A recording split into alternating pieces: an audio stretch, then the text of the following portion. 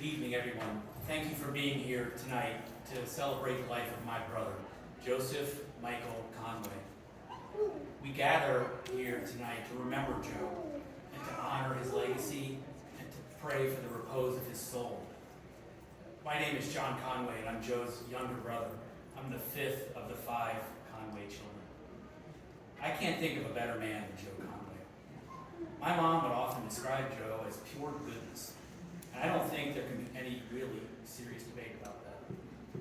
It's for that reason, and because of the suddenness of his death on May 1st, the feast of St. Joseph the Worker, that as we gather here today, we do so with a heavy heart. Death is never easy. Death is never welcome. Death here came suddenly and completely unexpected. And this makes Joe's passing that much more difficult for all of us. Joe went to heaven much too soon. And as one does when faced with the shock and grief of the death of someone you love so much, you reflect on that person's life. For the past 10 days, we've all shared stories and photos and memories of Joe to remember him, to honor him, and to infuse into our own hearts and our own minds the special memories that we have of Joe. He was special to each one of us here, whether we knew him as Joe, Joni, or Yo-Yo. I don't know about you, but I've thought a lot over the last 10 days of how I could be just a little bit more like him. How could I be more like Joe? Be like Mike, the Nike commercial. Of course, Joe would hate this kind of talk. He would discourage it because he was humble of heart and self-effacing, and he never sought the limelight or ever put himself out there. In reflecting on Joe's life, I set out to identify a single word or phrase that could best capture his life. And honestly, it wasn't that difficult for me to find that word. I think it's a word that captures the very essence of Joe's life, from the time he was young until the very moment that he passed. And that word is builder. This word perfectly describes Joe and his life's work and his legacy on many, many different levels. First, and most obviously, Joe was a builder of physical things. He built his first home at age 12 when our family built an A-frame at Lake Santee in Indiana. For some reason, my parents thought it would be a great idea to take 5 children, ages 13 years old to 9 months, into the woods of southern Indiana and build a house. Whatever my parents were thinking, Joe loved it. And from that moment, that whole decision, the actions there set in life a lifelong passion for Joe to work with his hands. It evolved into another home that we built in Maryland for our family, the home he built here, and the countless additions, remodels, refurnishings for family, friends, and strangers in some cases even. There really wasn't anything he couldn't build, right? We all know this. You need to do brickwork? Yeah, sure, I'm on that. Check. Need new furniture? Sure, let me build you a new table. Have to redo a roof? Let's do it. Let's do it today. And he even built a kayak from wood and canvas when he was like 12 years old. Who does that? And he rebuilt and worked like 3 different Nash Metropolitans over the years. And although he told me a couple months ago that he never really liked working on cars, he did it anyway. His passion for building, but it expanded far beyond brick and mortar, and it moved into flour and frosting. When we all know about Joe's legendary cake making skills, right? That he joyfully put to good use for many weddings, families, friends, and others. His passion for building laid the foundation for his lifelong career as an engineer. And his projects, both at work and around here, will live on long after his death. But it brought me great comfort to know that he went to heaven after a trip to Lowe's on the feast of St. Joseph the Worker. And second, without a doubt, Joe's greatest legacy is his family that he built along with his loving wife, Marta. Together, they built a strong marriage, and they would have celebrated 46 years of marriage this year. But it was a marriage based on a shared faith, unquestioned love and devotion to each other, and a commitment to always put family first. Together, Joe and Marta raised 2 loving children and were blessed with 10 grandchildren, all of whom are here. Without a doubt, Joe's children and grandchildren are the most important things in his life, and he ordered his life around his family. All of his choices in life were made by first taking into account what was best for Marta, William, Joni, and the grandchildren. When we were together a few months ago for my mother's funeral, Joe told me the story of how he met Marta at Purdue and his first trip to Columbia before he and Marta were engaged.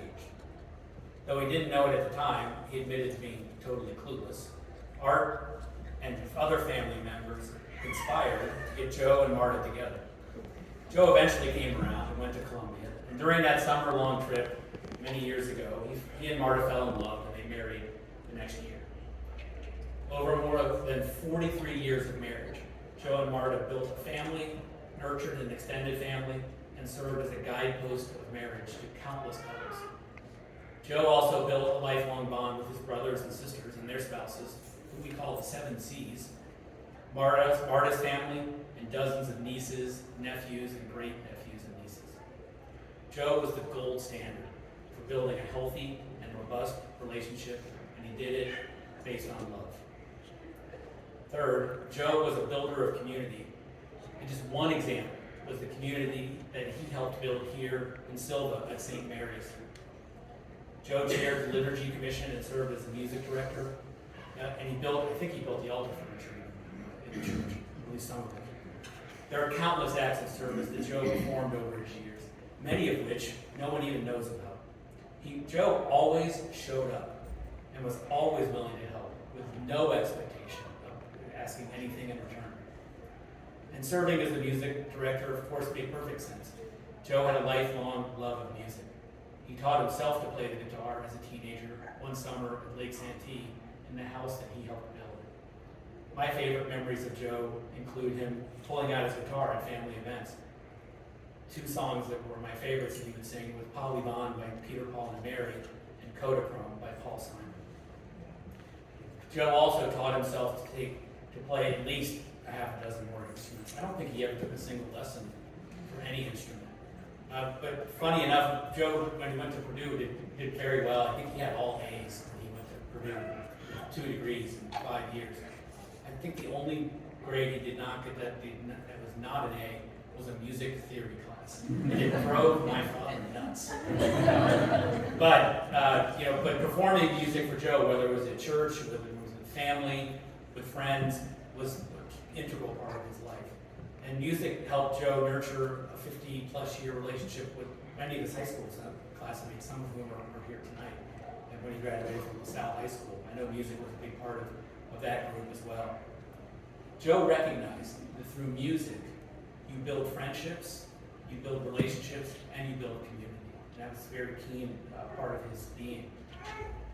Joe was, he did his community building quietly and without any fanfare. He did it by simply showing up, doing the work, and then showing up and doing the work again. Wash, rinse, repeat. He worked consciously and with the goal of making everyone he came into contact with better and stronger through his contact with them. Fourth, and I apologize, I'm breaking my rule of threes, which I'm very fond of, but the fourth, because there was no way to summarize Joe's life in 3 points, so I'm making it 4. Fourth, he built a life centered around faith. Joe was a man of deep faith and belief in God, and he was devoted to God and the church. He approached each day with one simple goal: to take actions that day that would lead him into eternal salvation. And when you make that commitment, life becomes real simple. We were talking a few months ago about some worldly problem and it sprung up. And here was Joe's solution. Don't concern yourself about anything that doesn't help you get into heaven.